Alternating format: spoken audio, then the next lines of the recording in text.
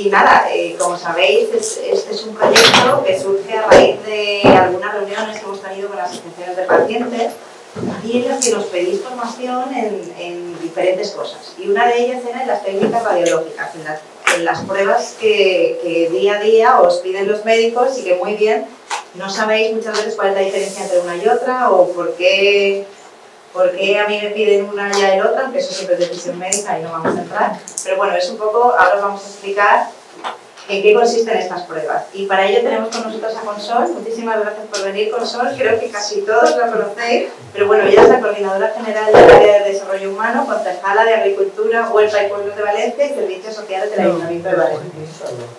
Y bueno,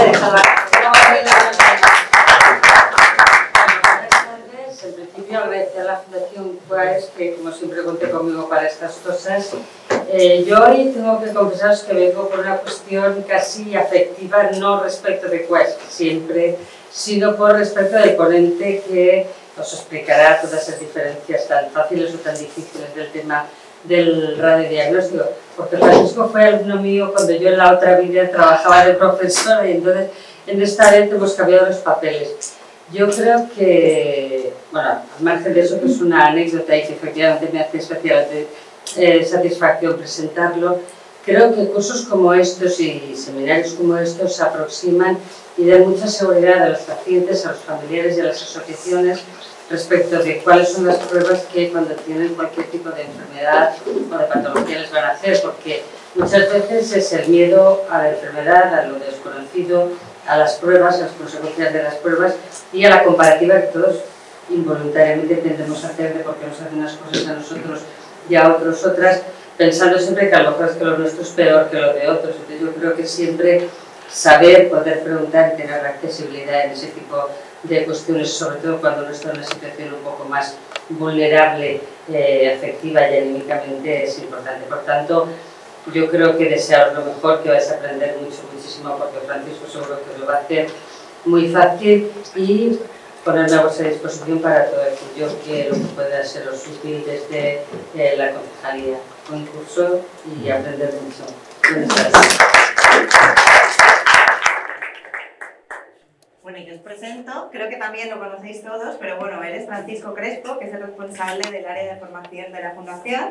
Y lo va a hacer fenomenal porque además él es técnico de imagen para el diagnóstico. Eso es.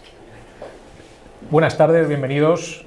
La verdad es que dar una charla, una exposición en público siempre lleva acompañado algo de responsabilidad, pero como comentaba Consol, justamente hoy, que después de 26 años, hace 26 años era alumno tuyo, pues hoy siento como que tengo un poquito más de responsabilidad. Parece que nos hayamos cambiado los papeles, pero bueno, tampoco es exactamente así. Muy bien, vamos a empezar con esta charla, que es la que abre el ciclo de formación para vosotros, para los pacientes. Vamos a hablar, como vemos en la pantalla, de aproximación a las técnicas radiológicas. Pretendo que sea una charla ligera, dinámica, no muy profunda en cuanto a conocimientos físicos, porque las técnicas radiológicas llevan detrás de ella mucho conocimiento de física pura. No vamos a entrar en esos pequeños pero complicados detalles, sino que veremos de una manera más genérica, más llevadera, cómo funcionan las diferentes técnicas radiológicas, cómo se obtiene la imagen y veremos ejemplos de imágenes, entre otras cosas, para que podamos diferenciarlas un poquito mejor unas de otras. Porque una de las cosas que he detectado en el tiempo que llevo, o que llevaba, porque ahora ya no me dedico a ello, trabajando como técnico de radiodiagnóstico en hospitales o en clínicas, es, por ejemplo, una duda muy habitual entre los pacientes, que es no tener claro qué es un TAC o qué es una resonancia. Es una de las preguntas que más se hacen. A lo mejor no es el caso de ustedes, pero muchas veces, bueno, ¿y esto qué me vais a hacer? ¿Es una resonancia o es un TAC? Pues bueno, pues hoy a lo mejor, pues posiblemente lo dejamos aclarado, es mi intención. Así que vamos a empezar. Primero me gusta, como a mí la historia me gusta mucho, vamos a hacer una pequeña pinceladita a el origen de la radiología, cómo se dio. Por supuesto, el hito fundamental fue el descubrimiento de los rayos X por parte del alemán Wilhelm Conrad Röntgen, de la Universidad de Wurzburgo, físico, descubrimiento que hizo el 8 de noviembre de 1895. como muchos de los grandes descubrimientos de la ciencia, fue un descubrimiento casi fortuito. Pero bueno, imagínense lo que ha significado para el desarrollo de la medicina, ¿verdad? Esa es la primera aplicación que se le vio a la medicina. Él, aunque descubrió los rayos el día 8 de noviembre, no hizo público el descubrimiento hasta el día 28 de diciembre. Lo hizo público en un foro muy cerrado, foro académico, en su universidad. Y de ahí no salió la información. Sin embargo, como pasa hoy en día muchas veces, se filtró a la prensa, ¿verdad? Esa expresión que tanto usamos, se filtró a la prensa el descubrimiento a principios de enero, empezó a salir en los periódicos, mucha gente no se lo creía, pensaban que eran bromas, pero los físicos que pensaron que sí que podía ser real, enseguida se pusieron a trabajar con ello. En cuanto salió la noticia en los periódicos, que fue anterior a la primera exposición pública de Röntgen, que fue el 22 de enero, en la misma Universidad de Wurzburgo, sobre el descubrimiento de los rayos, ya se estaba trabajando con ellos, ya se estaban haciendo pruebas en diferentes universidades, centros de investigación e incluso en estudios de fotógrafos por todo el mundo, porque a los rayos X al principio les llamaban fotografía. En enero de 1896 se dan los primeros pasos de la radiología y únicamente se usaban dos técnicas, la radiografía y la observación mediante fluoroscopía. Vamos a ver, aquí tenemos la primera radiografía de la historia, que es la mano, ni más ni menos, que de la esposa de Wilhelm Röntgen. Esa radiografía se hizo el 22 de diciembre de 1895. La primera radiografía, digamos, de anatomía humana, porque previamente Röntgen estuvo probando ya otras cosas, radiografiando, por ejemplo, monedas dentro de un monedero, llaves dentro de una cajita, y sacaba radiografías también. La primera radiografía humana, digamos, es esta, con el anillo que llevaba ahí la señora Berta y que claramente le indicaba al señor Röntgen que los rayos X no atravesaban el metal. Hemos nombrado otra técnica que se usaba, eran las dos únicas que se usaban en esos primeros años. La otra era la fluoroscopía, que tal vez la conozcamos porque hasta hace unas cuantas décadas aún se usaba. Creo, a lo mejor casi todos los que estamos aquí hemos pasado por la pantalla de rayos X, ¿verdad? Que hoy en día están prohibidas porque eso da una cantidad, una dosis de radiación tremenda y están prohibidas. Estas eran las dos técnicas que se usaban, radiografía y visualización mediante fluoroscopía en tiempo real. El tubo de rayos X emitía rayos continuamente y se podían ver los movimientos del corazón, pulmonares, etc. Y vamos a dar un salto muy grande porque si hablamos de la historia de la radiología podemos estar varios días. Actualmente, después de ese grandísimo progreso que se han dado en más de 100 años, tenemos muy diferentes técnicas. Tenemos radiografías. Fijémonos en la diferencia entre la radiografía anterior y esta, ¿verdad? La radiografía anterior hoy en día sería inservible, daría miedo. Tenemos ecografía, la técnica ecográfica, aquí tenemos una imagen muy bonita de un feto, ¿verdad? Fácilmente identificable. Tenemos tomografía computarizada, que es lo que siempre hemos llamado TAC, pero que yo les invito a que nos acostumbremos a llamarle ya TC, que es como se llama en todo el mundo, menos aquí. Aquí todavía hablamos de TAC, que significaba tomografía axial computarizada, pues al principio únicamente se conseguían obtener cortes axiales transversales del cuerpo. Ahora, como se consiguen imágenes en cualquiera de los planos, perfil, frontal, ya no se habla de axial, sino de tomografía computarizada, TC. Yo les invito a que usemos ya el término TC en vez de TAC, aunque es difícil. Tal vez TAC es más fácil de pronunciar.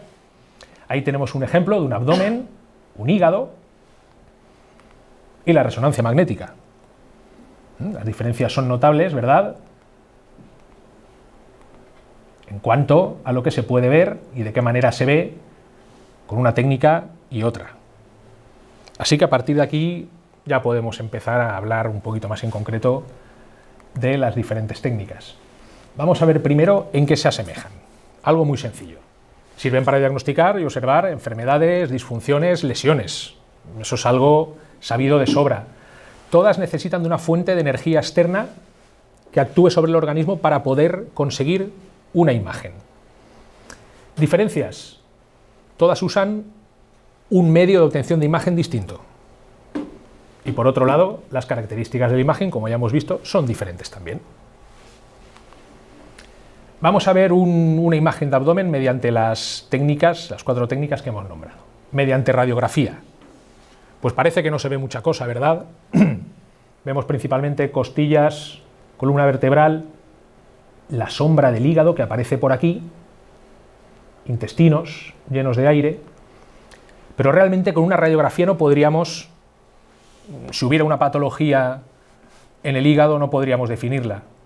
Tendría que ser algo muy grande, que hiciera una especie de sombra, que el médico le hiciera sospechar que hay algo importante, pero a partir de ahí habría que pasar a hacer otra prueba, resonancia, ecografía. ¿Cómo lo vemos en una ecografía? La ecografía es muy difícil de interpretar. Esta es una imagen del hígado en corte transversal, visto en ecografía. Se ven por aquí vasos sanguíneos, venas, arterias, y esto es lo que llamamos el parénquima, el hígado en sí. Esto de aquí arriba sería la piel del paciente. Otro ejemplo, el TC, tomografía computarizada. Ya parece que se vean más cosas, ¿verdad? El hígado más definido, vasos sanguíneos, se puede ver si hay cambios de contraste o color en la imagen, se ven también por aquí intestinos, regiones óseas, estómago. Parece que la cosa ya sea más clara. En resonancia magnética, pues parece que mucho mejor, ¿no? El hígado, vemos los vasos sanguíneos mucho más definidos, la vena cava, estómago, esto por se ve por aquí detrás es un trocito del bazo, un trocito de riñón. Vemos que las técnicas dan unos tonos de imagen, unos colores muy diferentes entre sí. Vamos a hablar de la primera de las técnicas, la más sencilla. Esta es muy facilita, posiblemente no haría falta ni que la explicase, pero como siempre hay algún secretito por ahí que conviene conocer, vamos a ver cómo se obtiene una radiografía. En primer lugar, se sirve de rayos X para conseguir la imagen. Los rayos X atraviesan el cuerpo del paciente, lógicamente, y finalmente dejan una sombra, he usado esta palabra porque era la que usaban en la época de Röntgen, en 1895, una sombra de lo atravesado en una película fotográfica o, hoy en día, en un detector digital. La imagen responde a zonas más afectadas por la radiación, las zonas más oscuras, o menos afectadas por la radiación, las zonas más blancas. ¿Qué quiere decir esto? ¿Por qué? ¿Por qué se ven zonas más oscuras, zonas más blancas en la imagen que representan siempre algo? Las zonas más blancas los huesos, las más oscuritas el aire de los pulmones, las grises los músculos de la mano, de la pierna. Significa que los rayos X, a medida que atraviesan una estructura, pierden potencia, pierden intensidad. Cuanto más densa o sólida sea la estructura que atraviesen, pierden más potencia, pierden más intensidad. Y viceversa. Cuando la estructura que atraviesan es menos densa, menos sólida, como los pulmones que están llenos de aire y hay poco tejido, los rayos X pasan con más facilidad, pierden menos potencia. Por lo tanto, la imagen formada responde a zonas más afectadas o menos afectadas por la radiación y dibuja tal cual todas aquellas estructuras que han frenado más a los rayos X o que han dejado pasar más a los rayos X. No es otra cosa. Es como si tuviéramos este foco de aquí, pusiéramos la mano delante, veríamos en la pared la sombra negra totalmente de la mano, ¿verdad? Porque la luz no atraviesa los tejidos, el cuerpo humano. Pero si ponemos un folio muy finito, pues algo de luz sí que pasa, ¿verdad? Aquí se da lo mismo, los rayos X son atenuados en mayor o menor medida por los órganos y al fin y al cabo el haz de salida, que por unas zonas es más intenso, por otras menos intenso, va a dejar dibujado la atenuación, el grado de atenuación al que se ha visto sometido y va a dibujar aquello por lo que ha pasado. Radiografía de tórax, un ejemplo. ¿Qué ha sucedido aquí? Zonas más blancas, las de los huesos. Aquí se superpone además a la columna vertebral el corazón. Son zonas más densas, por lo tanto, han absorbido mayor energía, han frenado más los rayos X y estos han llegado a la placa más debilitados y la han quemado, digamos, en menor medida. Por eso se ve más blanco. Los pulmones. Además, en una placa de tórax se pide al paciente que hinche los pulmones de aire. Los pulmones, sí, tienen su tejido, su parénquima pulmonar, pero generalmente no, siempre tienen una gran cantidad de aire. Los rayos X atraviesan el aire como si nada. Por eso llegan a la placa con más fuerza, queman la placa con mayor intensidad y allá por donde han pasado con mayor facilidad se ve más oscuro. ¿Ha quedado claro? Esa es la explicación. Ya digo que seguramente lo sabían o una vez visto es enseguida fácil de deducir y decir, vaya, pues claro, esto normal que sea así, pero a veces conviene explicarlo un poquito. Otro ejemplo, radiografía abdominopélvica. Regiones óseas corresponden a las zonas donde mayor radiación se ha absorbido, menor radiación ha pasado y por tanto zona más blanca en la imagen. Aquí vemos parte del colon ascendente lleno de aire, pues se ve más oscuro. Por ahí ha atravesado con mayor facilidad la radiación y ha quemado la placa, dejando definida la forma exacta del colon. La sombra del hígado, las vértebras. Radiografía de rodilla, pues lo mismo. Las zonas con menos densidad, como puede ser el músculo, aunque el músculo a veces del muslo es importante, no llega a tener la misma solidez que el hueso. El músculo se ve un poquito más gris y el hueso más blanco. Sobre todo lo que llamamos la cortical del hueso, que es calcio puro. Es lo que se ve más blanquito, más brillante, lo que más radiación absorbe. Y aquí vemos como una mancha blanca, ¿verdad? Una especie de... No sabemos si eso es una lesión. Nos lo podemos imaginar, porque esto es una radiografía frontal. Eso es la rótula. La rótula de la rodilla que está ahí enfrente se superpone sobre el fémur. ¿Y qué tenemos? Mayor densidad todavía para atravesar, mayor atenuación de rayos X, la sombra de la rótula más blanca. ¿De acuerdo? Ese es el principio fundamental de la radiografía, que es sencillísimo. Y vamos a retenerlo un poquito en la mente porque nos puede servir también para acercarnos más a la técnica del TC o TAC. Vamos con la ecografía. Un poquito más complicado, pero no mucho. Atención, porque la ecografía es el murciélago de la radiología. Es el murciélago de la radiología. ¿Y por qué digo esto? Porque igual que el murciélago se sirve de ultrasonidos para orientarse, sabemos que los murciélagos no ven casi, no son ciegos del todo, pero tienen una agudeza visual mínima, son muy miopes, emiten ultrasonidos, los cuales chocan contra las estructuras que haya cerca, paredes, otro animal, un obstáculo. El ultrasonido alcanza el obstáculo, digámoslo así, y devuelve un eco. El ultrasonido rebota contra la pared, por ejemplo, le devuelve un eco al murciélago y él ya sabe que por ahí hay algo y tiene que cambiar de dirección.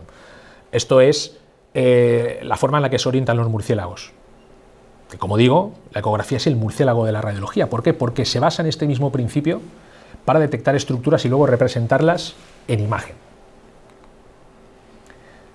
Se basa en emisión y recepción de ultrasonidos, como el murciélago.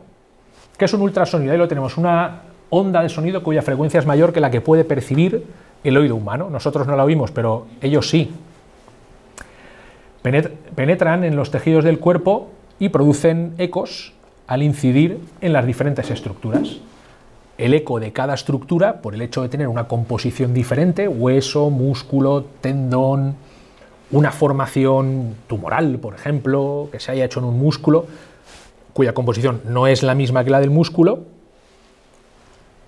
todas estas estructuras devuelven un eco diferente, con una intensidad distinta, que el receptor recibe, y ahora aquí ya entramos en procesos matemáticos informáticos complejísimos, luego reconstruye en imagen, posicionando cada punto de imagen, cada estructura en el nivel, a la altura, a la localización espacial que corresponde, y con el tono de gris que debe, para poder diferenciarse. Ecografías, ustedes seguramente muchos habrán pasado por ecografías, ¿verdad? Muy bien. Este es el aparatito que el médico pone y va moviendo por el abdomen, por el brazo si tenemos un problema en el brazo, por la mama, por el lugar que sea. Esto se llama transductor y es el emisor de la radiofrecuencia y a la vez receptor del eco. El transductor emite eco y a la vez, emite ultrasonidos y el eco que se genera en el cuerpo del paciente, el eco de vuelta, lo recibe también. Emisión, recepción, alternativamente. No es un proceso continuo de a la vez que se emite se recibe. De una forma muy rápida, emite ultrasonido, recibe eco, emite ultrasonido, recibe eco. Hay diferentes tipos de transductores, lineales, convexos, sectoriales, según para lo que se pretenda estudiar. Por ejemplo, los lineales se usan mucho para estructuras más superficiales, como por ejemplo lesiones musculares, tendinosas, en una rodilla, en un hombro. Y ya estos que hacen un haz más abierto, que no es paralelo, para estructuras más profundas como abdómenes, pelvis, etc. El principio fundamental es ese: emisión de ultrasonido, el ultrasonido rebota en los diferentes órganos, en los diferentes niveles en los que se encuentran las distintas estructuras y devuelve un eco diferente para cada estructura, que el sistema luego, de una forma que no nos podemos poner a describir porque ya es de demasiado nivel, ya se escapa al objetivo de esta charla y a lo mejor yo no llegaba ni a explicarlo bien. Como digo, el sistema acaba recomponiendo la imagen. El eco se genera principalmente en las interfaces entre dos tejidos, órganos, que es la interfase, el área de contacto entre ellas. Dos órganos distintos, el área de contacto, esa es la interfase. Entran en contacto dos tejidos diferentes, dos composiciones diferentes. Ahí es donde se produce el eco principalmente. Por eso queda bien definido el contorno de un órgano. Por ejemplo, porque está rodeado de otras estructuras que no tienen la misma composición que él. Ahí vemos transductor, el objeto, que puede ser el cuerpo del paciente o, no sé, o un tendón del tobillo, por ejemplo, y el mismo mecanismo que hemos visto antes con el murciélago. Ondas emitidas, ondas reflejadas que recibe el transductor. Vemos ejemplos de imagen. Vesícula biliar con pólipos. Qué bien se ven ahí esos puntitos blancos dentro de la vesícula biliar, que aunque pueda no parecerlo, eso es la vesícula biliar, y unos pólipos dentro de ella. Se identifican perfectamente. Están dentro de la zona negra, que es el interior de la vesícula, llena de líquido. Las zonas con líquido en la ecografía se ven negras, por eso una vesícula que no contuviera nada anómalo se vería absolutamente negra por dentro, pero si de pronto vemos dentro de la vesícula unas estructuras de otro color, en este caso más blanquitas, pues es que algo hay ahí. Esos son pólipos, eso está diagnosticado ya y se sabe que son pólipos. Vejiga, una vez más, llena de líquido, toda negra, pero dentro de pronto vemos una lesión bastante grande, granulada, no tiene un color definido, así como los pólipos se ven blancos, brillantes, todos ellos. Aquí vemos zonas más oscuras, zonas más brillantes, puntos, ¿verdad? Una composición heterogénea. Eso puede dar signos de malignidad. Bueno, fijémonos que la forma de la ecografía tiene la forma del abanico de ecos, de ultrasonidos emitidos, como hemos visto en la anterior imagen, con los distintos transductores. Si pusiéramos una imagen en la que se ha conseguido con un transductor lineal, se vería rectangular. Aquí vemos un ovario en ecografía. Es difícil llegar a él, porque vemos todo negro, gris por todas partes, y si nos fijamos mucho, aquí se ve una estructura redondeadita más oscura, ¿verdad? Ese es el ovario. Ahí está. La ecografía ya digo que es muy difícil de interpretar porque se ven muchas sombras, grises, blancas, y hay que estar muy bien entrenado para poder diferenciar la anatomía. A mí es lo que más me cuesta ver. En mi caso particular es lo que más me cuesta ver. ¿Y aquí qué vemos? Un útero. Esta región de aquí, con su parte interna, el endometrio. Si recordásemos, si tuviéramos en la mente un dibujo de anatomía del útero, aquí se ve perfectamente, ha salido muy muy bonito. Todo él aquí, y aquí dentro, siguiendo la línea de lo que sería la luz, el espacio intrauterino, tenemos el endometrio, que sabemos que también causa problemas, se pueden generar tumores y enfermedades diversas. Algo más, para que veamos lo difícil que es ver una ecografía. Un quiste mamario. Entre toda esta marea de puntos blancos y negros, aparece una zona redondita oscura. Un quiste. Hemos dicho que el líquido se ve negro. En la ecografía, aquí se ve totalmente negro, es un quiste líquido. Sin embargo, aquí tenemos otro caso de una lesión mamaria maligna. Vemos una formación que tiene una forma, nosotros decimos espiculada, con picos, no es redondeada, como en el caso del quiste. Eso ya es un signo que puede llevar hacia la malignidad. Las espiculaciones, las mamografías también se ven, y son motivo de, a continuación, hacer una ecografía. Y luego además dentro, en vez de verlo todo negro como aquí, resulta que hay algo sólido por ahí, algo que genera eco, unas estructuras sólidas dentro de esa lesión espiculada, la doble señal de malignidad. Y todo esto con la emisión de ultrasonidos y la recepción del eco. Lógicamente toda la transformación que hay,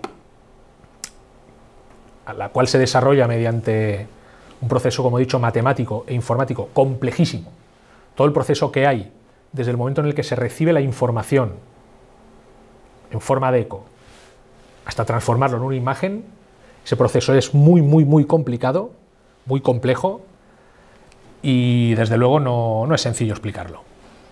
Y creo que no es objetivo de la charla de hoy. La tomografía computarizada, TC, ya nos estamos acostumbrando a decir TC, en vez de TAC, ¿verdad? Se sirve de la emisión de rayos X, como la radiografía, pero al contrario que esta, se emite un haz de rayos muy fino, finísimo, milimétrico. El haz de rayos es rotatorio en torno al paciente, con lo que se obtienen imágenes en sección transversal, cerebro, tórax, abdomen, muslos. Esto es un poquito más complejo, pero voy a intentar aclararlo en las siguientes diapositivas. Recordemos, emisión de rayos X, un haz muy fino que gira alrededor del paciente. Esto es un TAC por dentro, con la carcasa abierta. ¿De qué se compone principalmente? Aquí está el tubo emisor de rayos X. O sea, los rayos X salen en esta dirección. Evidentemente, en el lado contrario tiene que haber algo que recoja el haz emergente, que es el que lleva la información. Este módulo que vemos aquí es lo que se llama una corona de receptores. Son receptores digitales de los rayos X que después de atravesar al paciente van a llegar atenuados, en diferentes zonas de su propio haz, llegarán atenuados según las estructuras que ha atravesado y serán recogidos por esta corona de receptores. El paciente está dentro del TAC, que no es la máquina profunda es la resonancia. El TAC es el donut, este que es más estrechito. El paciente está dentro y tanto el tubo como los receptores comienzan a girar sincrónicamente, siempre enfrentados el uno con el otro, exactamente igual. Empiezan a girar y recogen información mediante los rayos X que atraviesan al paciente de manera circular. Aquí se puede ver un poquitín mejor. Tenemos el tubo de rayos X, el emisor y aquí la corona de detectores. El haz de rayos es divergente, como siempre en los rayos X, siempre divergen desde un punto focal. Es divergente, atraviesa al paciente en una sección muy finita y da la vuelta alrededor de él para conseguir información de esa sección desde todas las perspectivas. Nuevamente, cuando esa información ha sido recogida por los receptores y ha sido enviada al ordenador, llega este maravilloso proceso matemático, informático, algebraico, como lo queramos llamar, que localiza y reconstruye la imagen en un corte transversal, como hemos visto, en una rodaja, podemos decir así con lenguaje de estar por casa. Gracias a haber radiografiado, digamos, al haber recibido información mediante rayos X de una sección del cuerpo en todos los ángulos. Tal vez sea un poquitín difícil de comprender, pero creo que nos estamos acercando, ¿verdad?, a la idea. Visto desde otra perspectiva, una cabeza, tubo de rayos X, receptor, y lo mismo, gira todo a la vez,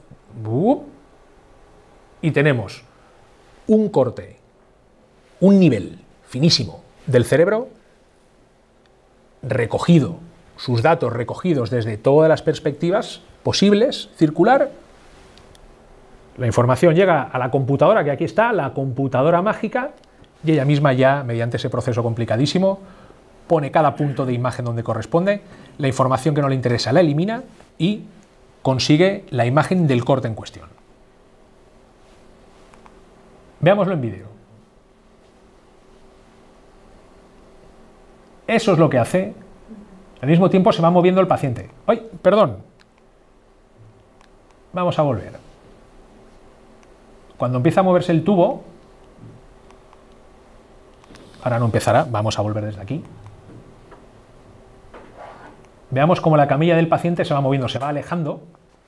Ahí se ha movido, ahí se ha vuelto a mover para ir sacando secciones de diferentes niveles del cerebro, porque si no siempre sacaría la misma.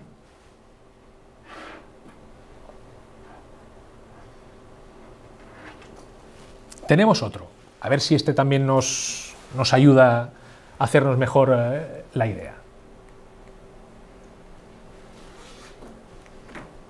Tubo, haz y el paciente al mismo tiempo, la camilla entrando y va haciendo un barrido en hélice, por lo tanto, de la estructura que estemos estudiando.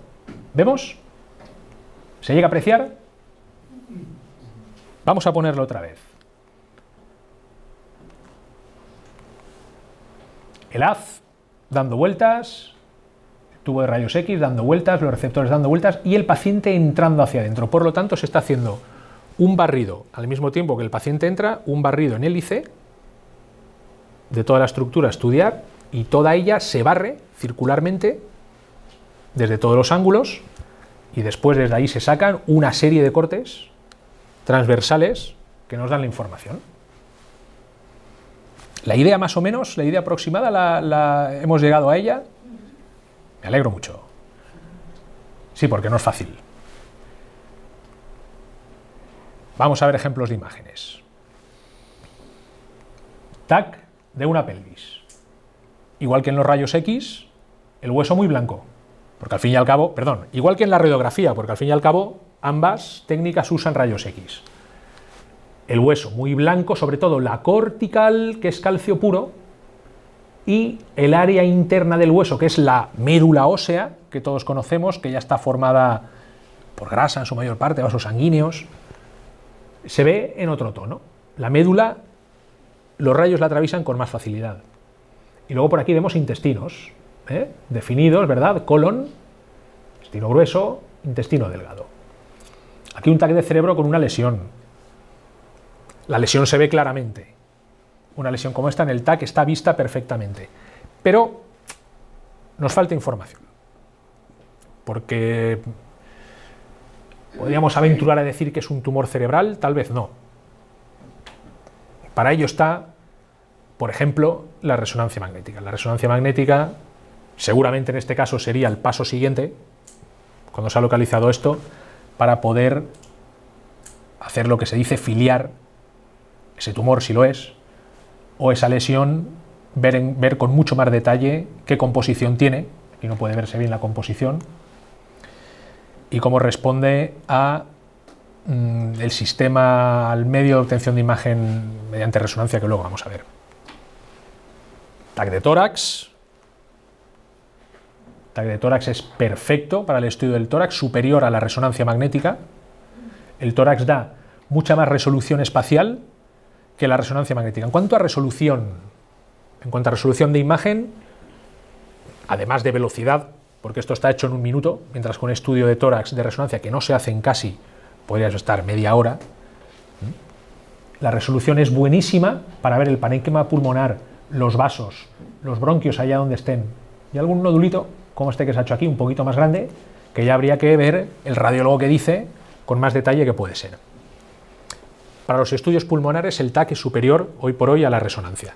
De hecho, cuando desgraciadamente se dan casos de cáncer de pulmón, estos se estudian, si conocen algún caso, sabrán que el seguimiento, el diagnóstico, el seguimiento se hace por TAC, siempre, no por resonancia.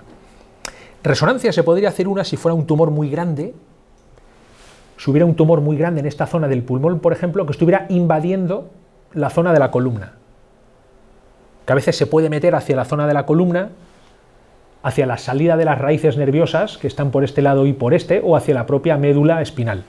Eso muchas veces sí que lo vemos mediante resonancia para poder ver bien el alcance, la penetración del tumor en la zona de la médula espinal o de las raíces nerviosas que salen, que emergen desde la médula espinal hacia las diferentes zonas del cuerpo, enervándolo todo él. Pero para el diagnóstico del cáncer de pulmón en concreto, sabemos que hay uno que se llama microcítico, particulitas cancerosas muy pequeñitas, el TAC superior a la resonancia. Un ejemplo de abdomen. Ya hemos visto uno antes, hígado, bazo. De nuevo vemos la columna muy blanca porque es hueso y los rayos X se ven prácticamente absorbidos por el hueso.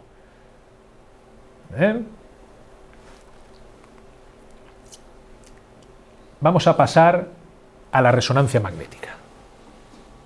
Creo que el TAC más o menos ha quedado claro, me han dicho ustedes, ¿verdad? La resonancia magnética es muy complicada. Yo creo que de todas las técnicas que estamos hablando hoy es la que más.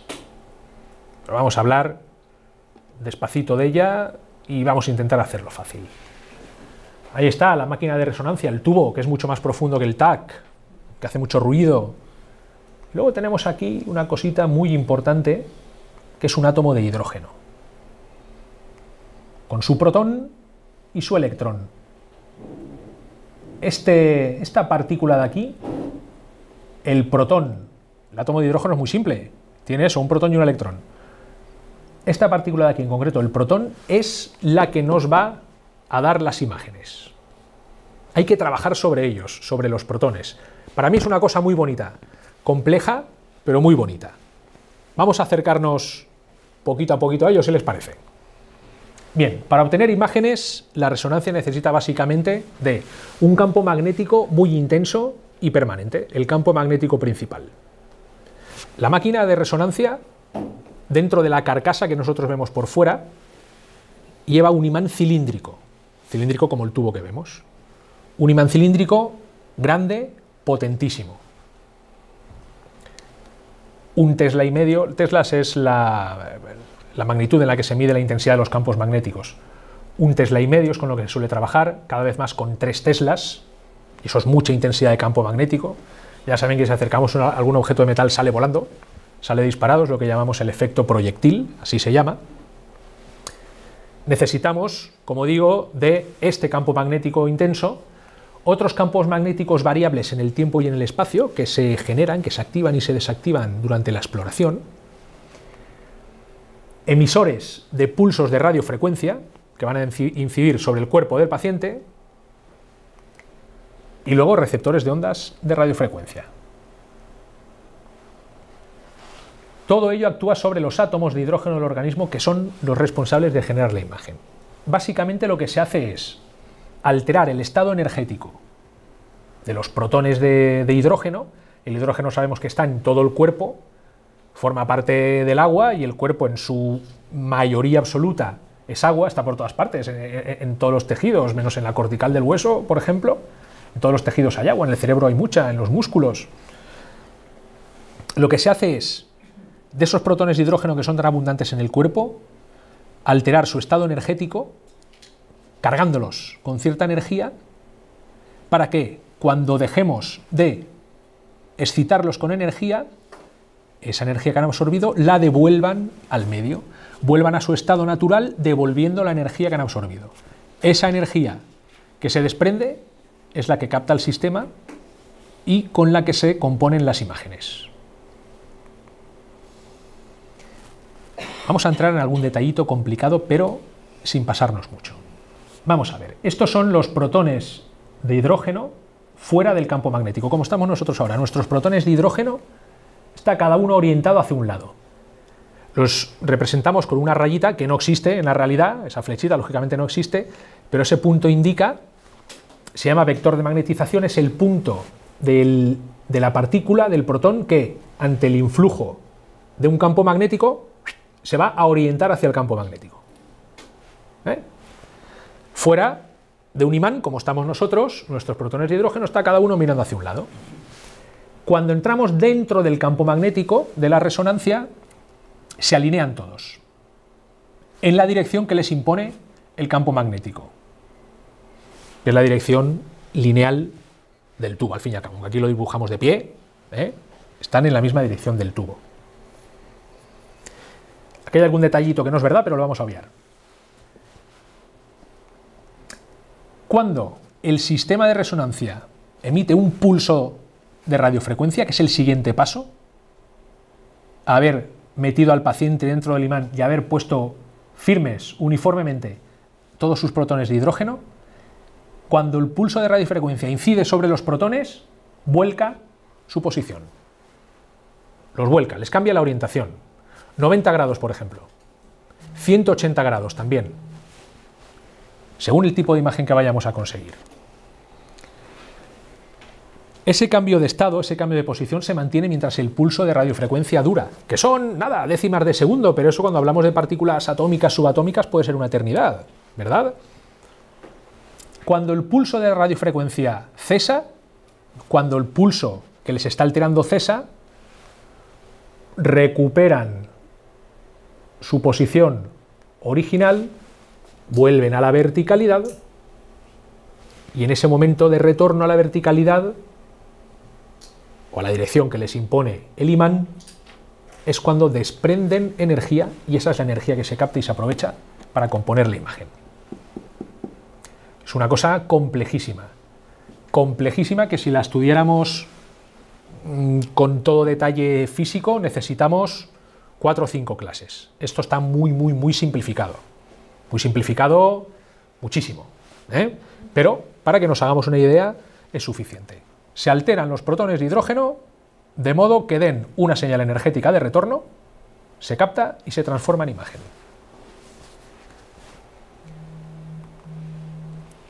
Esto es lo que hemos hablado ya. Al cesar el pulso, los protones recuperan su posición inicial.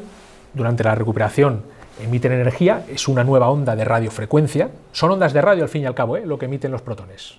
Lo que pasa es que no se pueden sintonizar como la 94.2. Y estas ondas son las que se reciben, ya lo hemos comentado, y se transforman en imagen una vez más por un complejísimo proceso. Porque pensemos los millones de protones, millones, billones, no sé cuántos, no se pueden cuantificar, de protones que están dando energía y cuya energía se está recibiendo a la vez.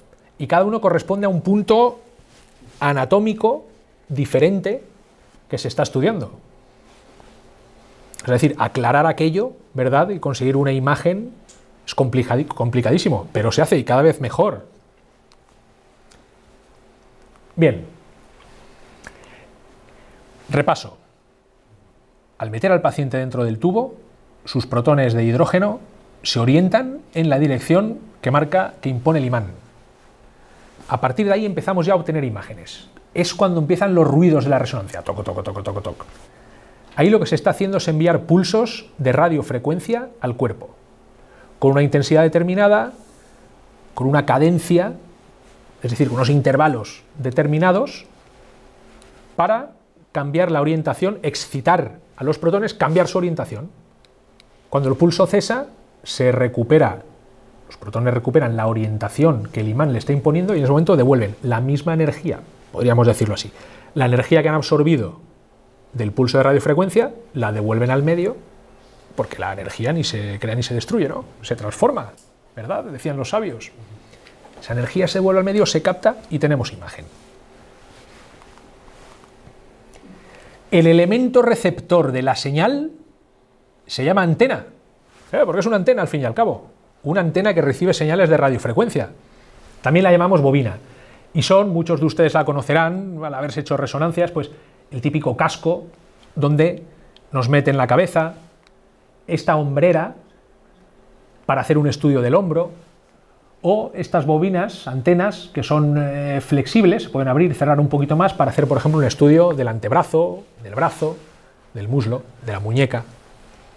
Es necesario tener una antena receptora para recibir la señal de radiofrecuencia que los protones van a devolver después de la excitación, si no, se pierde. Pues cuando les hagan una resonancia, o recuerden cuando les han hecho alguna, ese aparato que nos colocan en la cabeza, en el hombro, que es rígido, en la rodilla, en el pie, en el abdomen, es la antena receptora. Y ojo, muchas veces es la antena emisora también. Muchas de estas bobinas son las que, como el transductor de la ecografía, emiten la señal y luego reciben. No todas, algunas son emisoras receptoras y otras simplemente receptoras. ¿Y la plancha que te ponen cuando te hacen una resonancia del corazón? La plancha que te ponen cuando te hacen una resonancia del corazón, esa es la antena receptora. Esa tiene otra forma.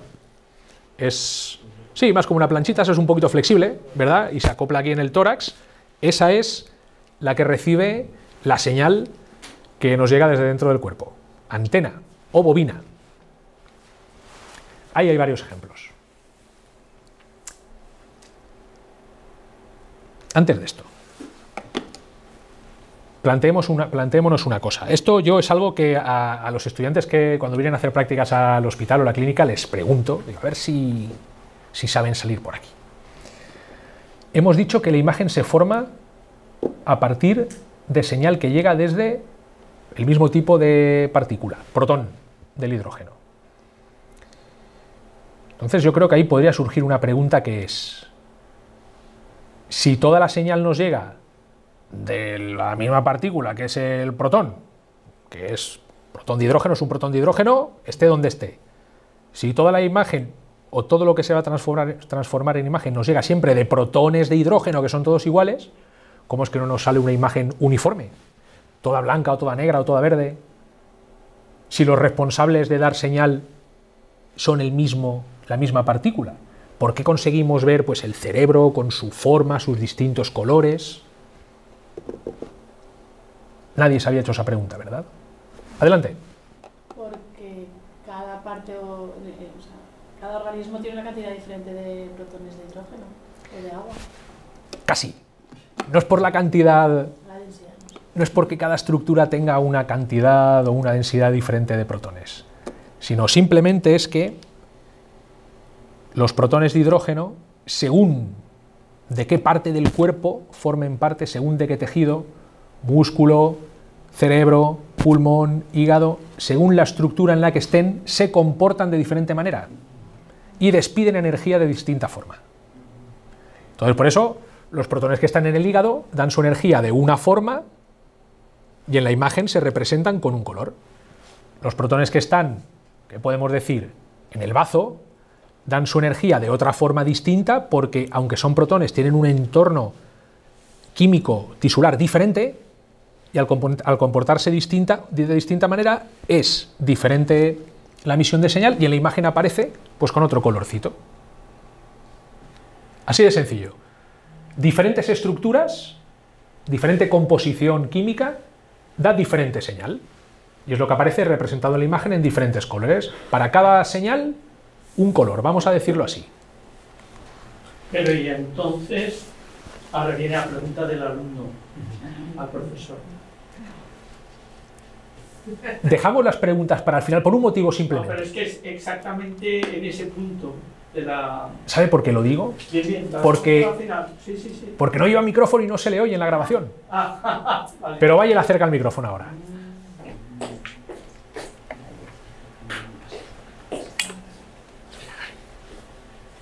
Sí.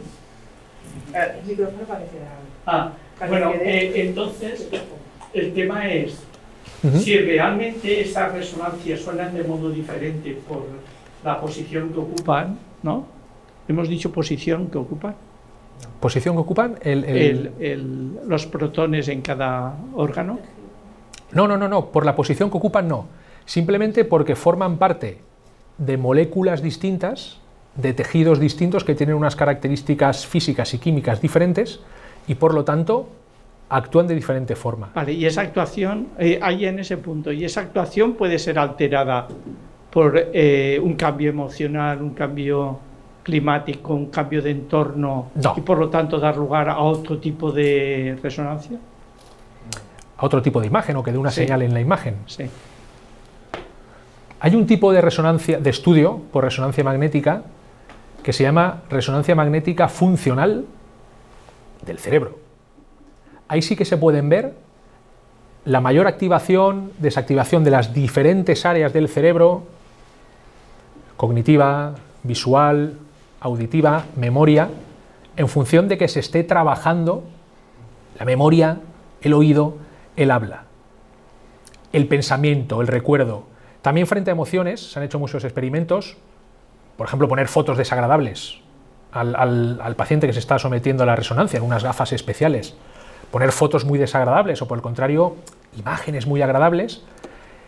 Esas sensaciones que tiene el paciente sí que se reflejan en una mayor o menor actividad en diferentes zonas del cerebro.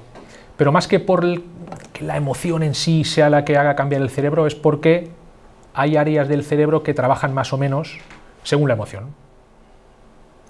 Entonces estas, como en el momento que están trabajando consumen más oxígeno, llega más riego sanguíneo a ellas, esto es lo que detecta, grosso modo, la resonancia.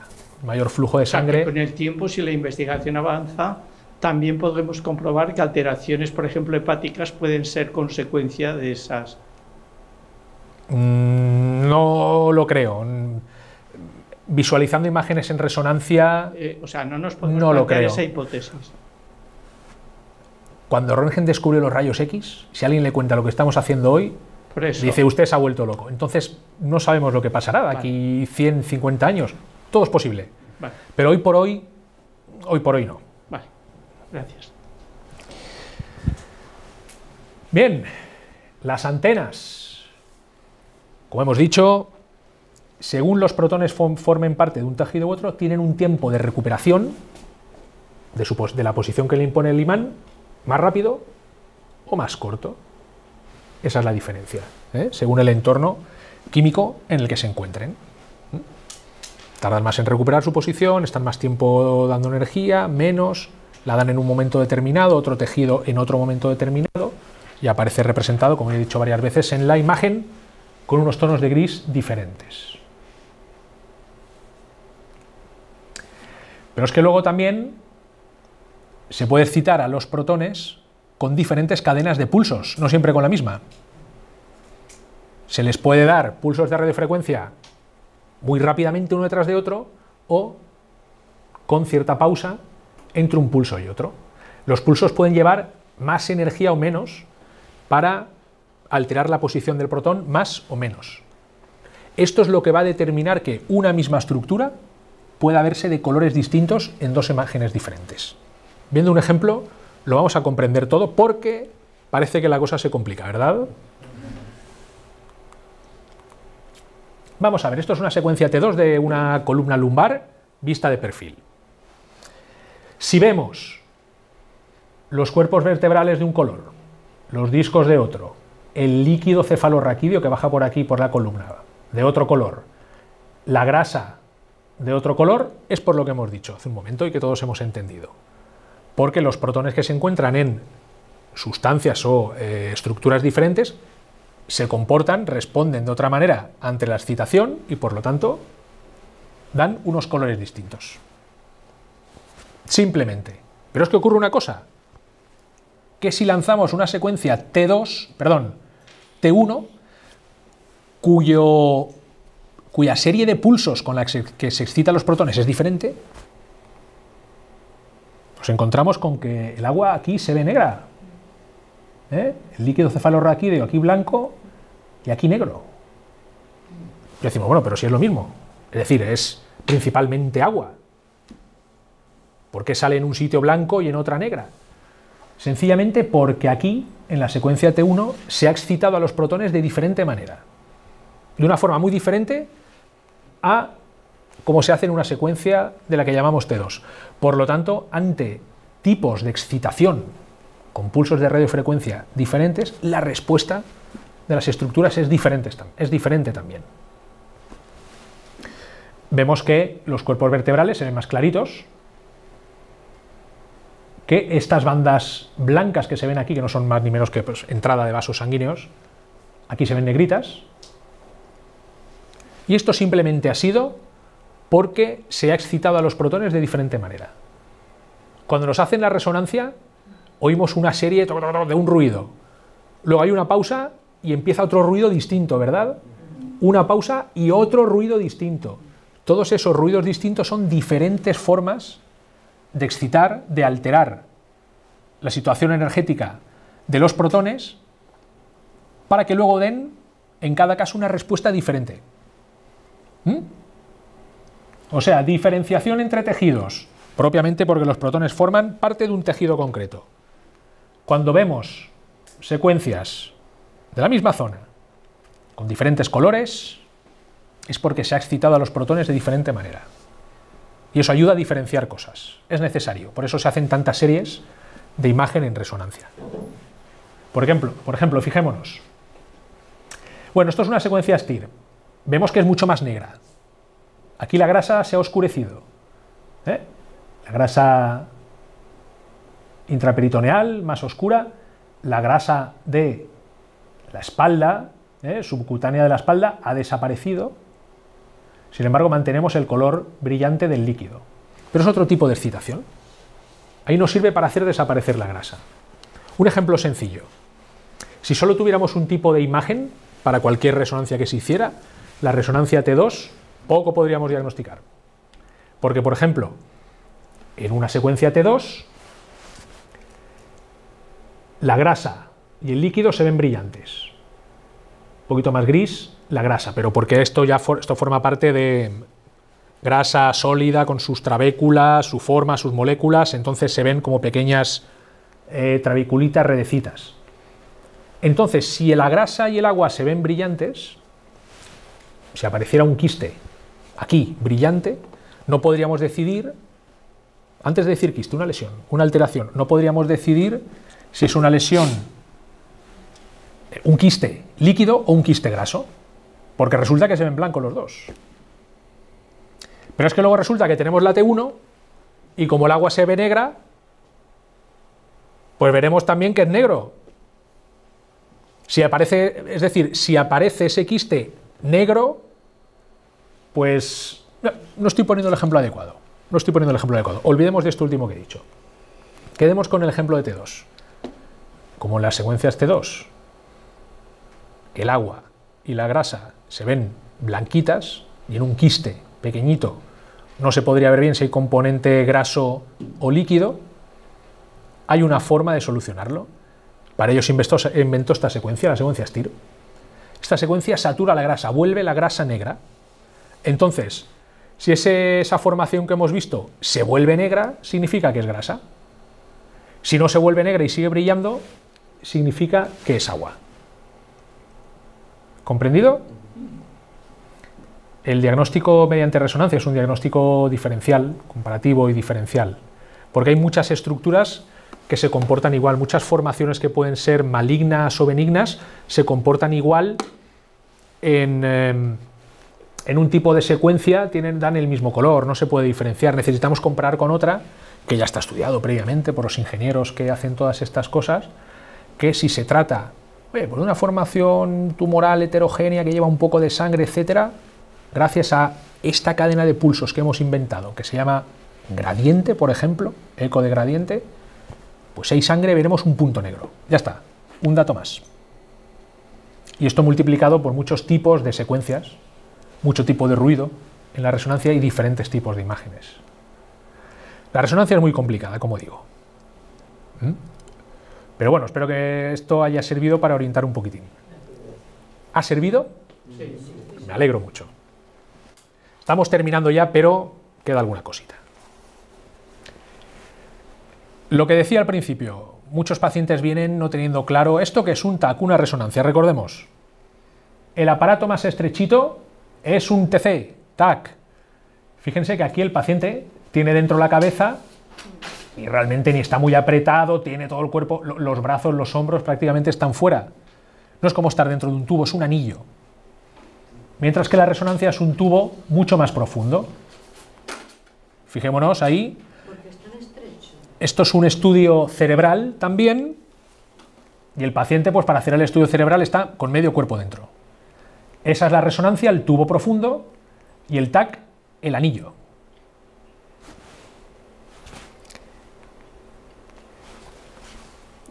Ha preguntado usted que por qué es tan profundo, tan estrecho el tubo de resonancia. Tiene una explicación. Y es que hemos visto, ya hemos aprendido, que ante la presencia de un campo magnético muy potente,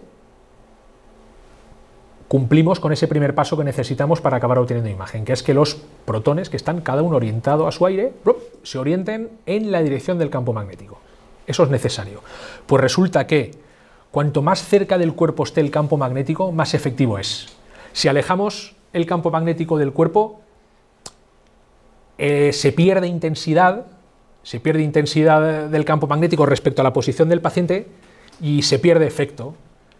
No se llegan a sacar imágenes con la misma resolución, porque cuanto más intenso sea el campo, más cerca esté del paciente, mayor cantidad de protones se pondrán en disposición de dar energía, puesto que no son absolutamente todos los del cuerpo los que se ponen en esa disposición. Puede que incluso sean una minoría, pero como hay tantísimos, es suficiente para obtener imagen. Entonces, por eso se tiende a hacer resonancias cada vez con el imán más potente.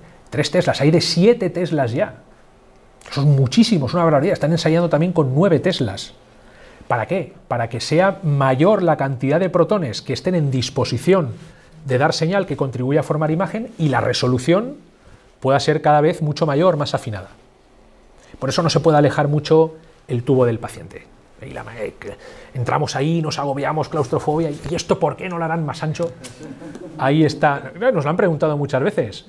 Ahí está la explicación. Había muchos cuando te hacen del corazón que te ponen... Claro. Ahora sé que es la antena, no sé lo que era. Muy bien, la antena. Es que es como que... Claro, encima, además de estar dentro del tubo, te ponemos aquí encima un aparato que pesa un poco, los cascos, el agobio, coja aire, aguántelo, suelte, 45 minutos o incluso una hora así, es muy pesado.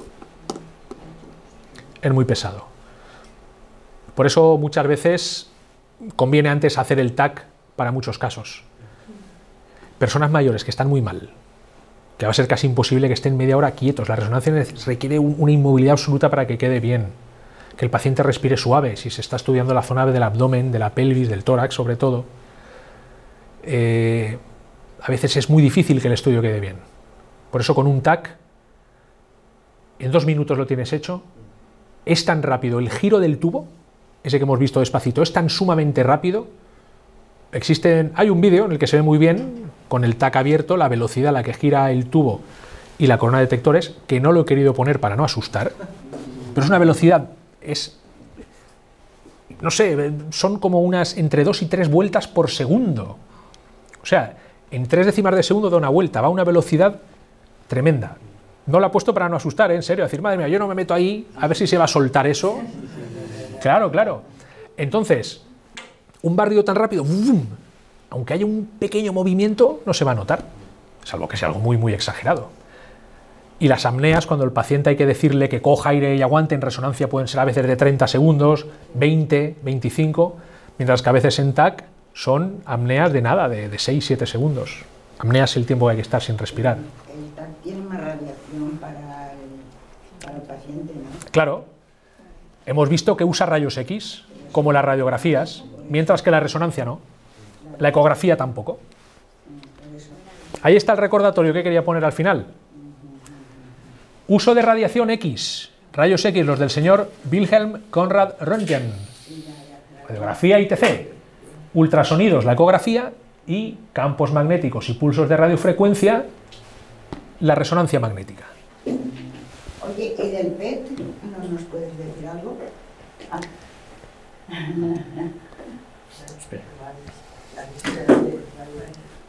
No,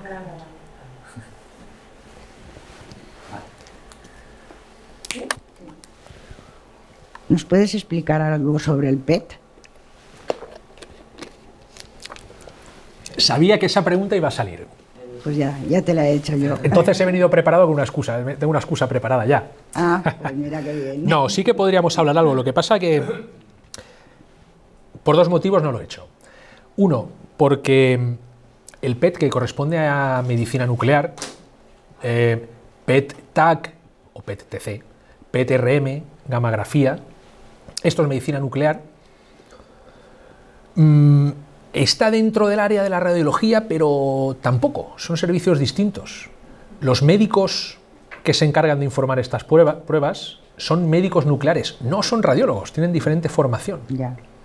Entonces digo, no voy a meterme ahí, pero también porque hay una razón de mucho más peso que esa, y es que próximamente otra de las charlas de este ciclo será monográfico sobre medicina nuclear, se hablará del PET, del TAC y de todas estas técnicas. Bien. Las dará el doctor José Soler, José Soler es otro, José Ferrer, que es médico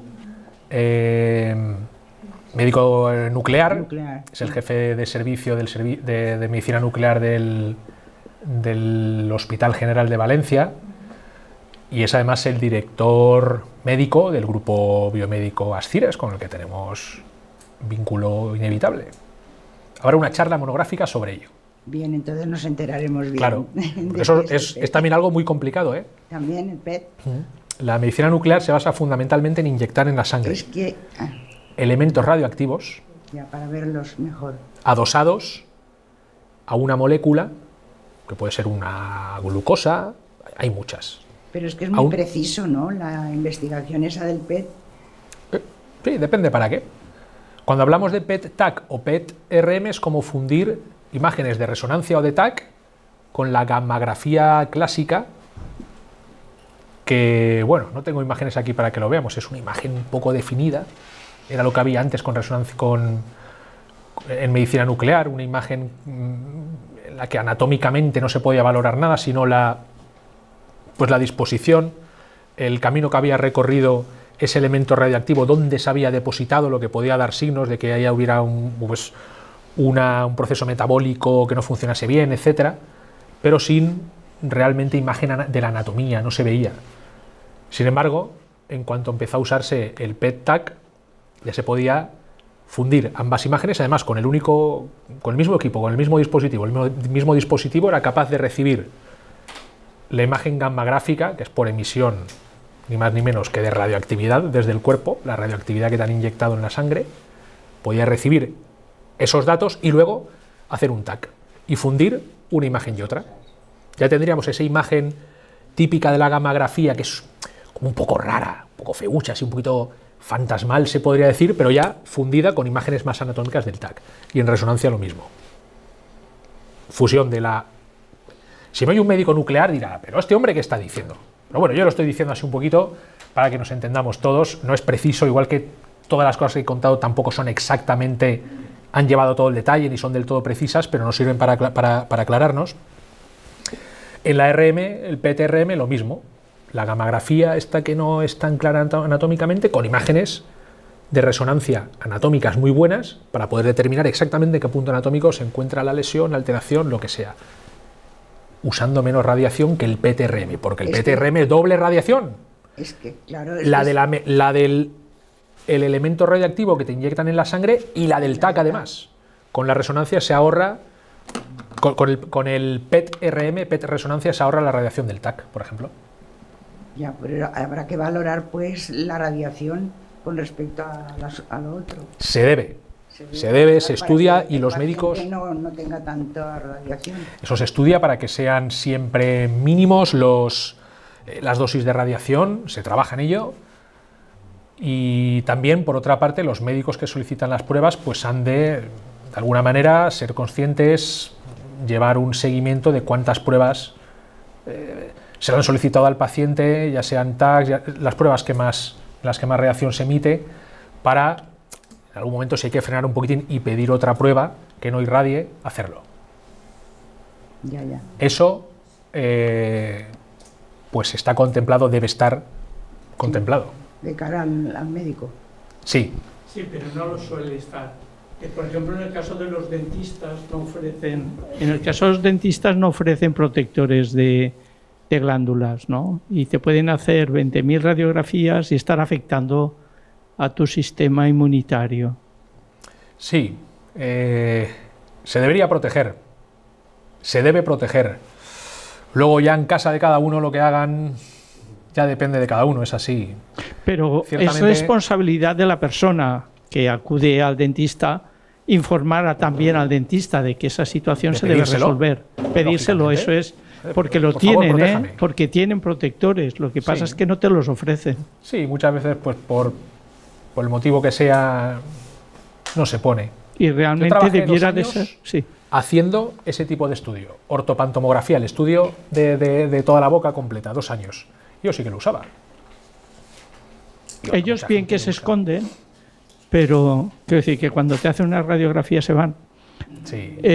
Pero no te ofrecen el protector que realmente debieran de ofrecerlo antes de comenzar la sesión. Sí, realmente la dosis de radiación que se usa para una ortopantomografía es muy baja, pero aún así, como no sabemos cuántas nos van a hacer en la vida, efectivamente, pues sí que es conveniente al menos un protector tiroideo, porque esté irradiando por esta zona.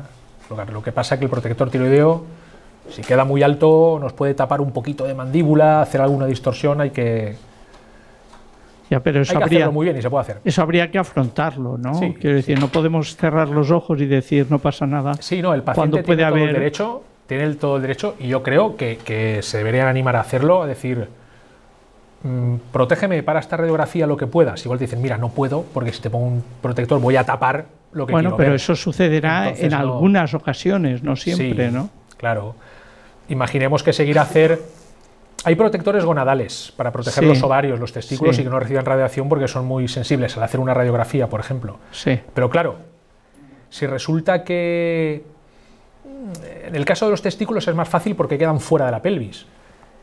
Pero en el caso de una mujer, si el radiólogo, el médico quiere ver un estudio de la pelvis completo, poner un protector gonadal en medio, parte baja, media de la pelvis para tapar los ovarios, posiblemente se nos vaya. Pero bueno, ahí está la negociación, ¿no? Quiero decir que la persona que va a someterse a la radiación también tiene que tener su voz. Claro, la voz la va a tener siempre. Ahí el técnico, si fuera yo, le diría, mire, si le pongo protector, que es bueno para usted, el estudio, como aquel que dice, no va a servir porque nos vamos a perder una parte muy importante de la anatomía, que es la zona, en el caso de las mujeres, ya digo, en los hombres es más fácil, el área ginecológica, ovarios, útero, etc.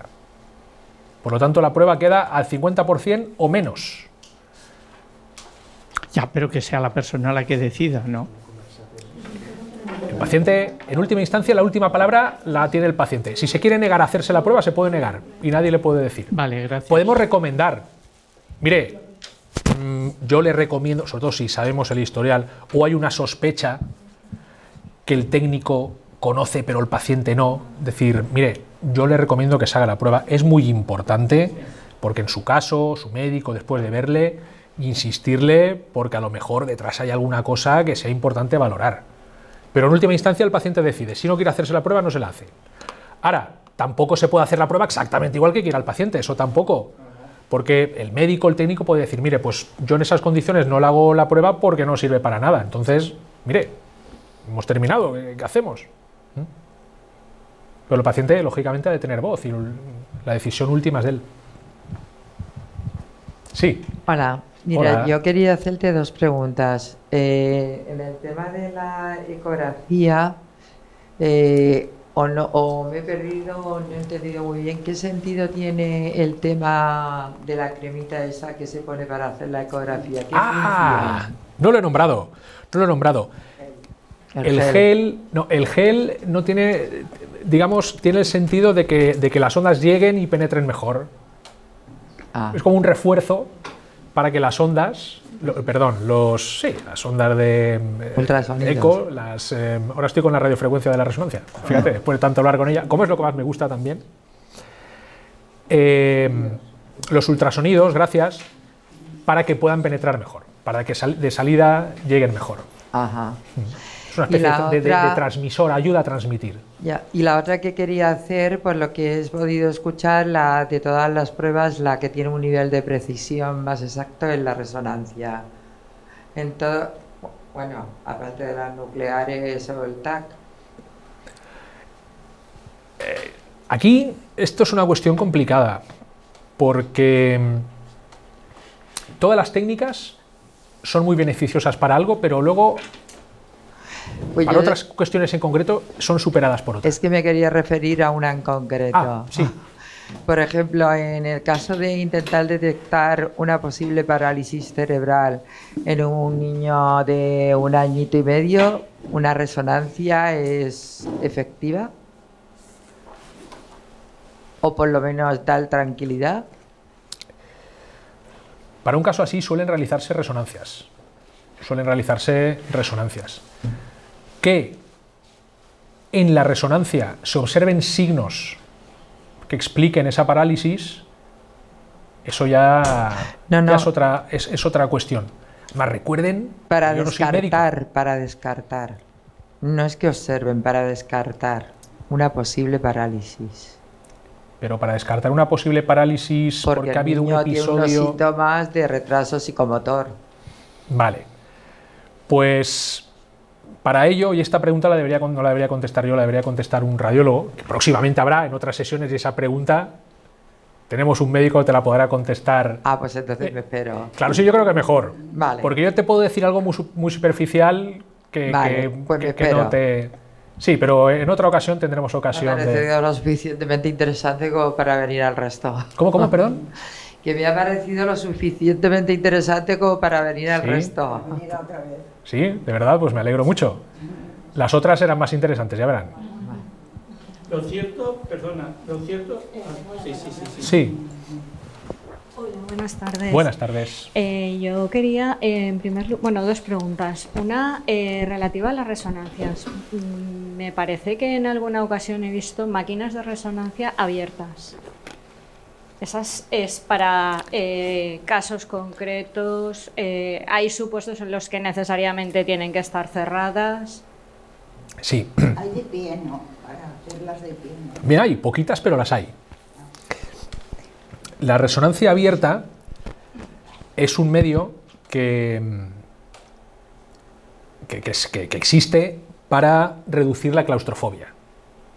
No sé si usted ha visto alguna vez, porque con esto de resonancia abierta hay cierta confusión. A través de televisión, para ser exactos, Claro. medios de comunicación. Quien no ha visto nunca una resonancia abierta puede pensar que, bueno, pues que a lo mejor eso es tumbarse en una camilla y que por arriba no hay nada, que a lo mejor hay algo aquí a los lados, y no es así.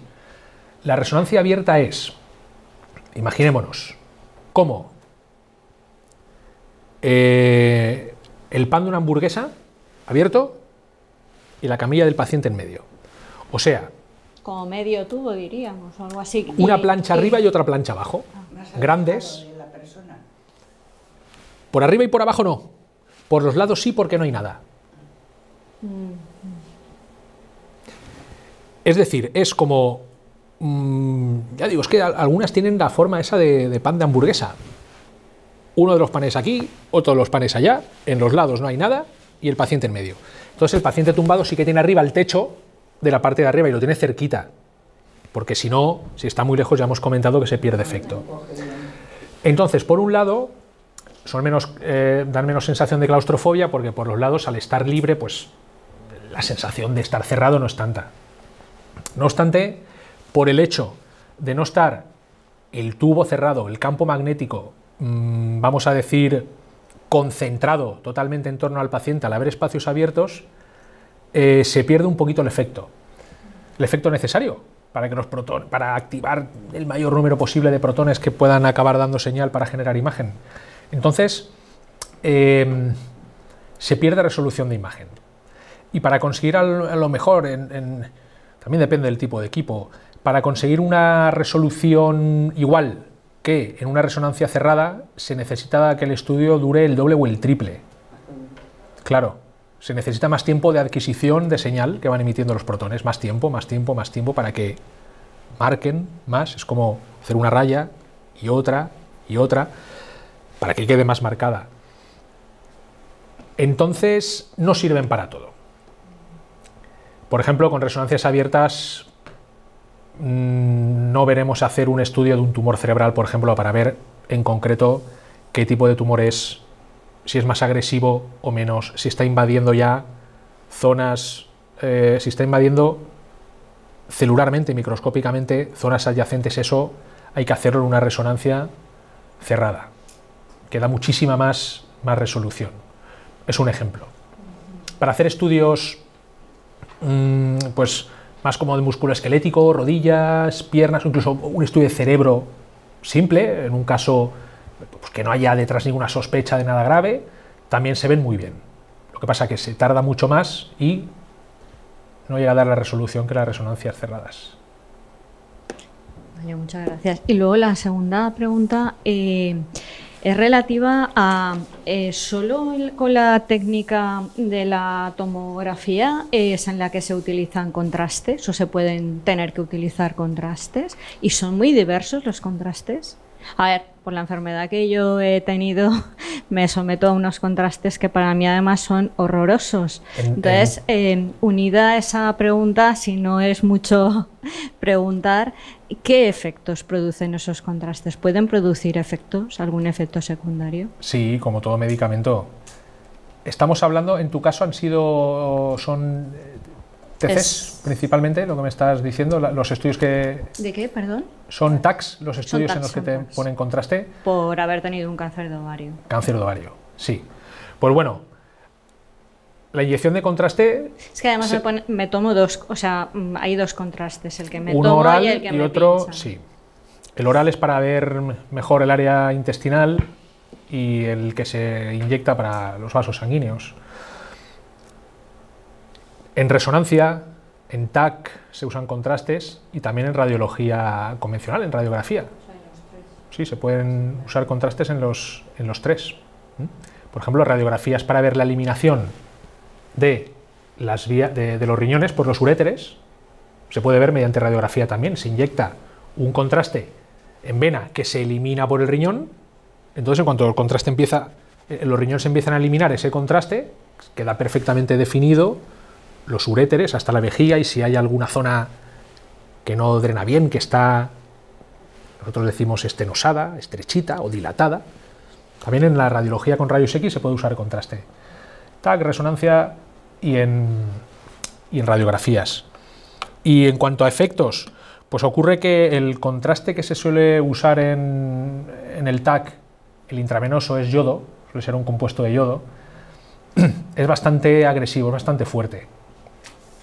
El que se da bebido es bario. Contrastes varitados.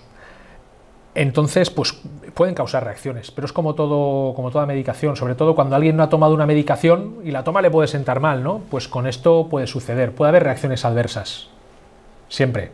Con el TAC de la resonancia también, que son compuestos de gadolinio, principalmente, también se pueden dar reacciones adversas, un poquito más flojas, un poquito más fuertes. Son un poquito más frecuentes en el TAC, con el contraste yodado. Pero es como todo medicamento. Por eso hay que también, en la medida de lo posible, evitar las inyecciones de contraste cuando no sean necesarias. Es un riesgo menos. Hola, buenas tardes. Buenas tardes. Quería preguntarte, ¿qué técnicas de estas se utilizan para la detección y valoración del Parkinson? Del Parkinson, resonancia magnética. ¿Y qué efectividad tienen? Eso lo aclarará mejor el doctor que venga a hablar de neuroresonancia. Aprovecho y me cuelo en la pregunta de mi compañero. Sí.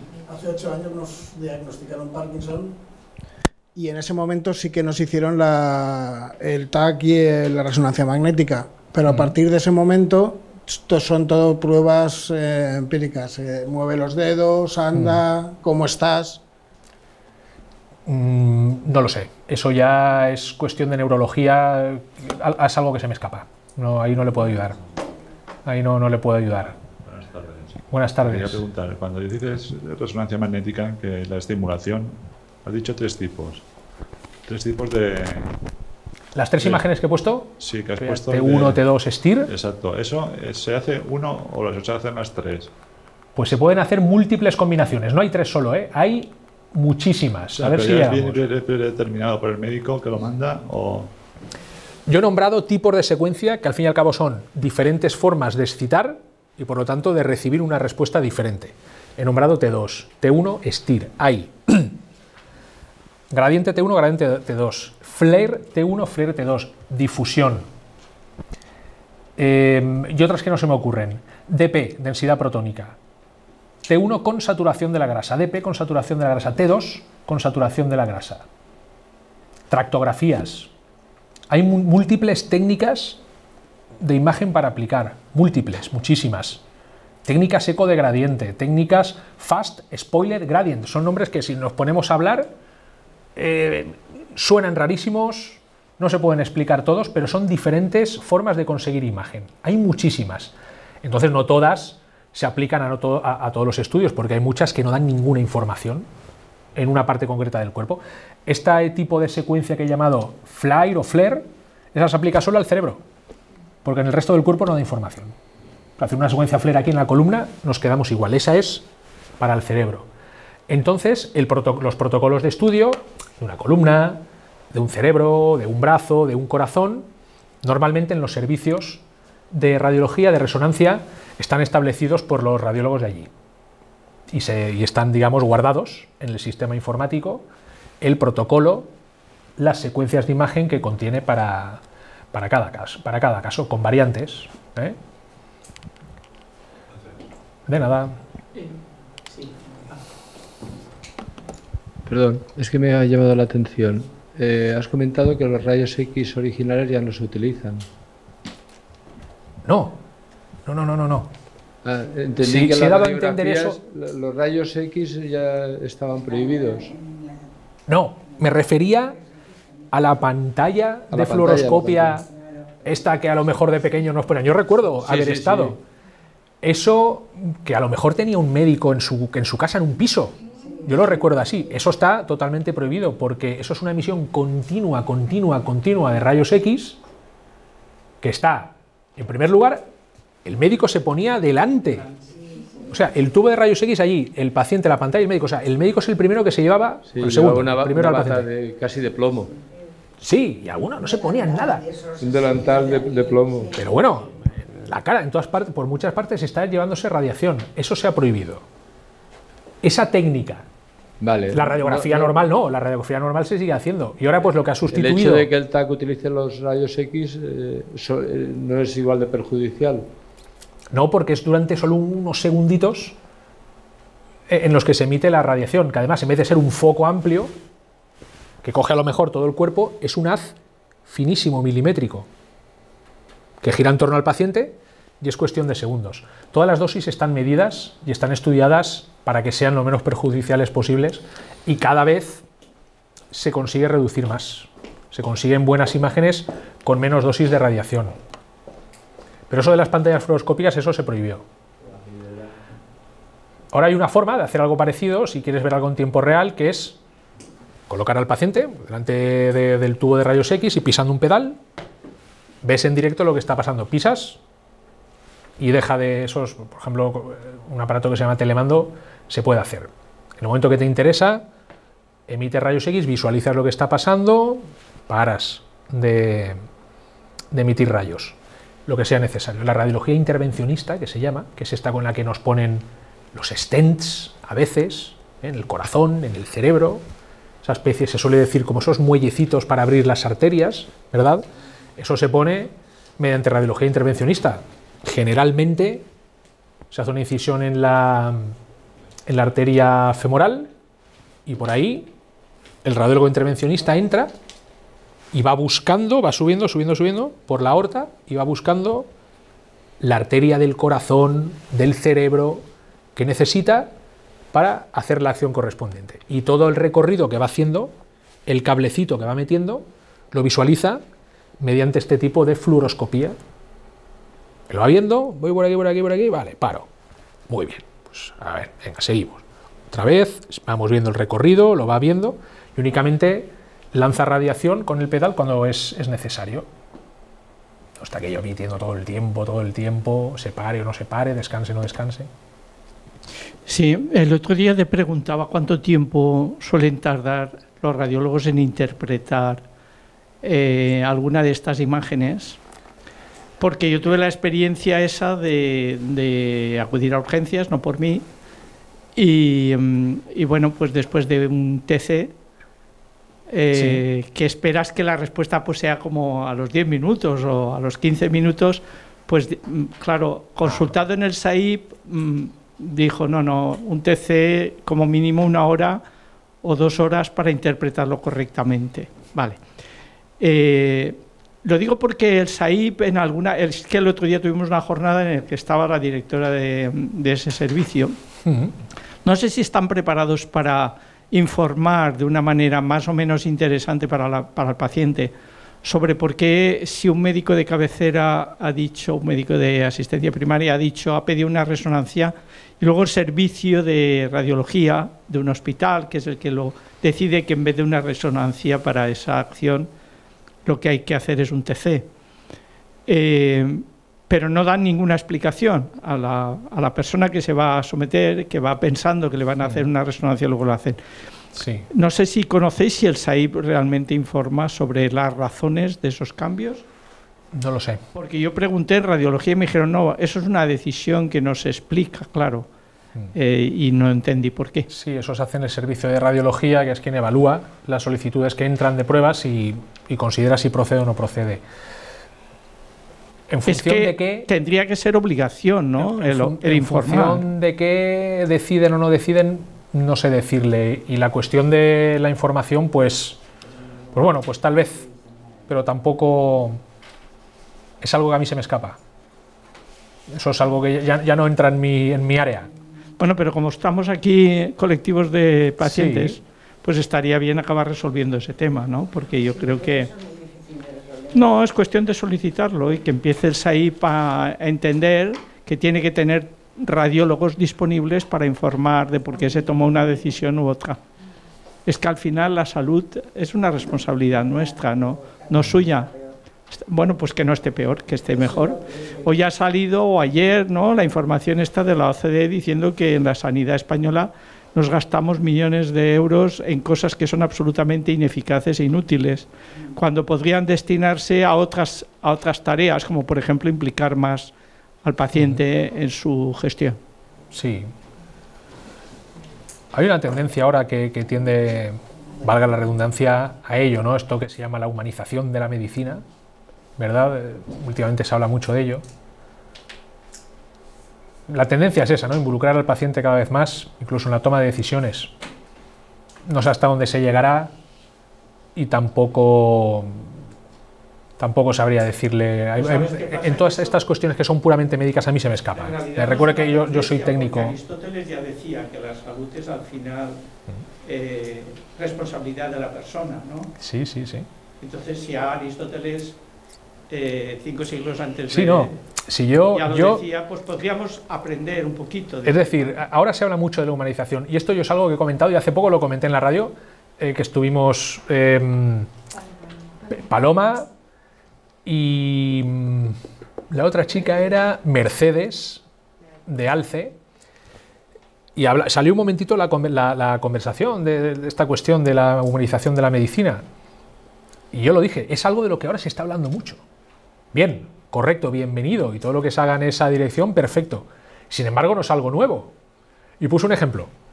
Puse un ejemplo a caballo entre el siglo XVIII y el siglo XIX. Friedrich Schiller, que era un dramaturgo, profesor de historia alemán en la Universidad de Jena, coetáneo de Goethe, ya escribió que los filósofos y los médicos tienen un lazo en común y que ambos pueden aprender unos de otros. O sea, es decir, digamos relacionando la medicina y las humanidades, que es algo que se está proponiendo, hay lugares donde se ha propuesto, médicos que lo han propuesto, yo lo he leído en revistas de oftalmología, de radiología, de diferentes especialidades, en la revista de una universidad mexicana, no recuerdo de qué ciudad, en la que proponen que a los médicos se les debería formar también sino durante la carrera en formación posterior, en formación de posgrado, en humanidades. Filosofía, letras, literatura, para de alguna manera mejorar su sensibilidad, porque se considera que este tipo de formación... No es necesario que se formen, es necesario que entiendan que el responsable de la salud es uno, no son ellos. Y ese fue el debate yo creo... en el Colegio de Médicos. Sí. Los médicos de familia no acaban de entender que la decisión última en la gestión de la salud tiene que ser la de la persona que la gestiona. Sí, pero siempre bien aconsejada. No he dicho otra cosa, he dicho la tutela es fundamental, una tutela correcta, pero la responsabilidad al final es nuestra. Y la última pregunta. Sí, la última. Oye, es que no tengo claro eso de que has dicho que el TAC era mejor para el tórax y los pulmones, y para lo demás no. No, no lo he dicho así. Bueno, no, era mejor la resonancia magnética, para el resto casi mejor. No, es que depende de muchos factores. Por ejemplo, el caso en concreto que he dicho es que eso sí que es cierto, y está reconocido por todas partes, que para visualizar con detalle los pulmones, el tórax, sobre todo en casos de cáncer, el TC o la TC, la tomografía computerizada, es superior a la resonancia, da mucha mayor resolución de imagen. La resonancia requiere mucho tiempo para obtener una imagen. 3, 4, 5 minutos, y el paciente, una imagen buena con mucha resolución. El paciente no puede estar 3, 4 minutos sin respirar. Sin embargo, en el TAC, como se hace rapidísimo y por suerte se consigue una muy alta resolución, para ver pulmones, sobre todo en caso de cáncer, sí que es superior el TAC a la resonancia. Luego, para otras cosas, siempre va a depender de la sospecha que se tenga, de lo que se esté buscando. Si es una enfermedad conocida, de qué se quiere ver. Y ahí ya, pues, será más útil el TAC, la resonancia, la medicina nuclear. Y ahí, una vez más, ya no salimos de mi campo. Gracias a ustedes.